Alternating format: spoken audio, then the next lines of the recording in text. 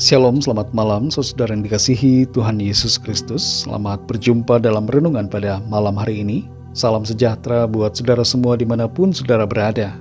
Damai dan sukacita oleh Roh Kudus melimpah senantiasa dalam hati dan kehidupan saudara semua. Sebelum kita mendengarkan renungan firman Tuhan, mari kita berdoa. Bapa kami yang baik, Bapa yang penuh dengan keajaiban, Bapa dalam nama Tuhan Yesus Kristus, Tuhan dan Allah kami yang sanggup melakukan segala perkara, kami bersyukur untuk kemurahan-Mu, bersyukur untuk penyertaan-Mu di sepanjang hari ini, karena Tuhanlah yang sudah memampukan kami untuk melakukan segala sesuatu. Saat ini kami mau mendengarkan sabda firman-Mu. Urapilah ya Tuhan agar kami mengerti dan taat pada setiap kehendak-Mu. Dalam nama Tuhan Yesus kami berdoa. Haleluya. Amin. Saudara yang dikasihi Tuhan, ayat renungan kita pada saat ini terdapat dalam kitab Hakim-Hakim pasal 17 ayat yang ke-6. Tertulis demikian. Pada zaman itu tidak ada raja di antara orang Israel. Setiap orang berbuat apa yang benar menurut pandangannya sendiri. Setiap kita pasti ingin hidup dalam ketenangan. Tidak ada dari kita yang ingin hidup dalam kekacauan dan keberantakan. Tapi banyak orang yang sayangnya tidak mengerti bagaimana caranya. Dan sebagian tanpa sadar justru malah mengacaukan hidupnya sendiri.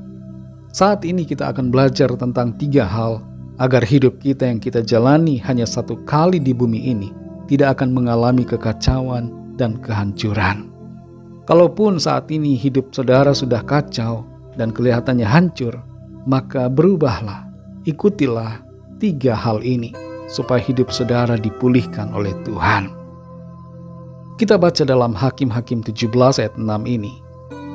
Pada zaman itu tidak ada raja di antara orang Israel. Setiap orang berbuat apa yang benar menurut pandangannya sendiri. Ayat ini menggambarkan situasi yang suram dalam sejarah bangsa Israel. Pada masa itu tidak ada raja yang memimpin mereka. Dan setiap orang melakukan apa yang dianggapnya benar menurut pemikirannya sendiri.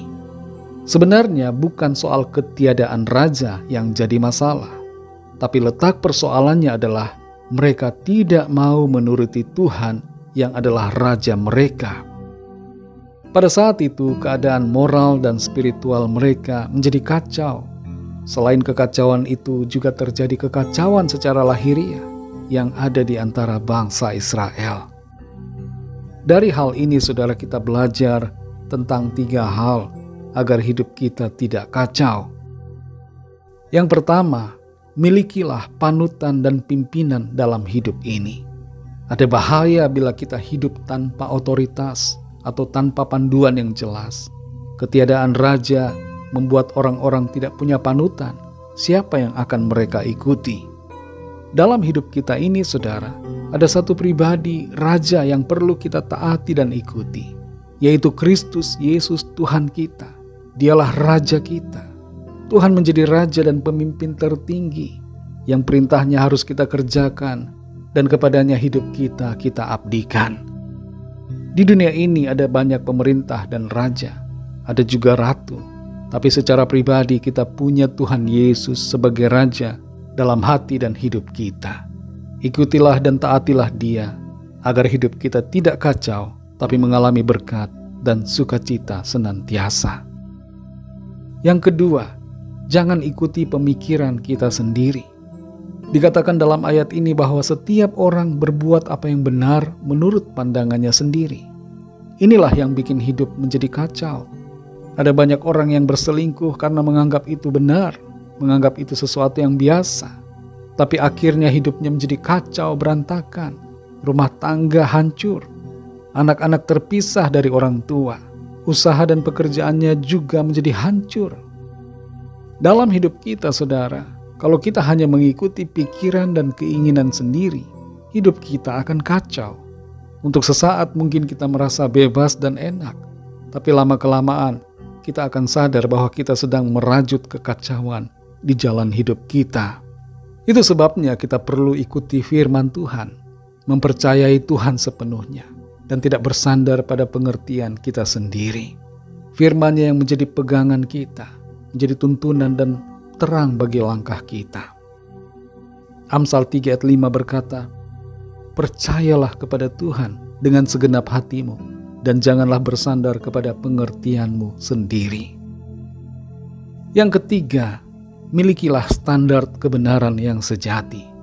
Standar kebenaran masing-masing orang bisa saja berbeda-beda, tapi standar kebenaran kita sudah pasti, yaitu hanya firman Tuhan.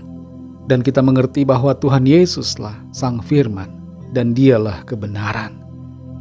Mari ikuti kebenaran, jangan ikuti standar dunia ini. Saudara yang dikasihi Tuhan, kalau saat ini ada di antara kita yang sedang berjalan dalam hidup ini tanpa mengikuti otoritas Tuhan dan hanya mengikuti pikiran sendiri, sadarilah bahwa itu sedang membawa saudara menuju kepada kekacauan. Mari jadikan Tuhan Yesus sebagai Raja dalam hidup kita secara pribadi.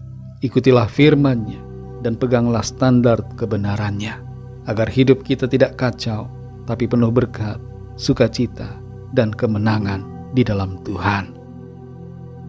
Mari kita berdoa. Kami bersyukur Tuhan untuk firman-Mu yang sudah kami dengar. Malam ini kembali kami diingatkan untuk kami hidup benar seturut dengan kehendak-Mu, mengikuti otoritas-Mu Tuhan, yang adalah Raja dan pemimpin kami. Jadikan kami Tuhan pribadi-pribadi yang taat, sebagai abdi-abdi yang setia kepada-Mu. Tuntun kami selalu Roh Kudus, agar kami berjalan dalam kebenaran firman-Mu, tidak menyimpang ke kiri dan ke kanan, tapi fokus memandang kepada-Mu Tuhan, sampai kami mencapai garis akhir.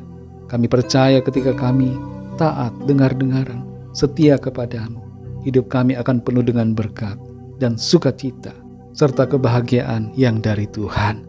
Berkatilah kami Tuhan di sepanjang malam hari ini dalam istirahat kami. Lingkupilah kami dengan kasih dan kuasa-Mu. Jauhkan kami dari segala kuasa kegelapan, roh-roh jahat. Tuhan sertai kami dan proteksi kami dengan kuasa-Mu. Kami berdoa saat ini bagi yang sedang sakit dan dalam pergumulan, agar tangan Tuhan menjamah. Ada kesembuhan terjadi dalam nama Tuhan Yesus. Ada kelepasan, ada pemulihan, ada jalan keluar yang ajaib yang Tuhan kerjakan dalam kehidupan setiap kami. Yang lemah dan putus asa saat ini, dibangkitkan kembali imannya untuk bersemangat menjalani kehidupan.